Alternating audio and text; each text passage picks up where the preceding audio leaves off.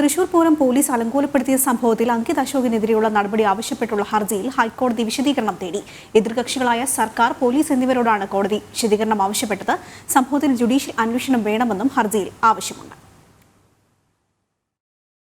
തൃശൂർ പൂരത്തിന്റെ ഭാഗമായ ആചാരാനുഷ്ഠാനങ്ങൾ പോലീസ് തടസ്സപ്പെടുത്തിയതിൽ അന്വേഷണത്തിന് ഉത്തരവിടണമെന്നാവശ്യപ്പെട്ട് ഹിന്ദു ഐക്യവേദി സംസ്ഥാന ജനറൽ സെക്രട്ടറി പി സുധാകരനാണ് ഹൈക്കോടതിയെ സമീപിച്ചത്.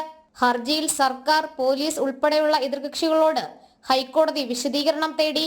കമ്മീഷണർ അങ്കിത് അശോകൻ അടക്കമുള്ള പോലീസ് ഉദ്യോഗസ്ഥർ ആചാരപരമായ ചടങ്ങുകളായ മഠത്തിൽ വരവ് നടത്തുന്നതിൽ തടസ്സമുണ്ടാക്കി.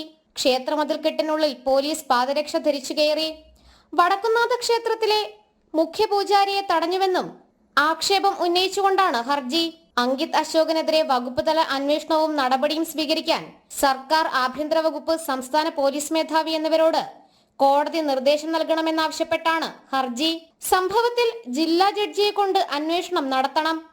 കഴിഞ്ഞ 2 വർഷങ്ങളിലെ പൂരസമയത്തും ഭക്തർക്ക് മേൽ പോലീസ് ലാത്തി വീശിയെന്നും ആചാരപരമായ അനുഷ്ഠാനങ്ങളിൽ പോലീസ് ഉൾപ്പെടെയുള്ള സർക്കാർ സംവിധാനങ്ങളുടെ ഇടപെടൽ ഭരണഘടനാ വിരുദ്ധമായി പ്രഖ്യാപിക്കണമെന്നും ഹർജിയിൽ ആവശ്യമുണ്ട്.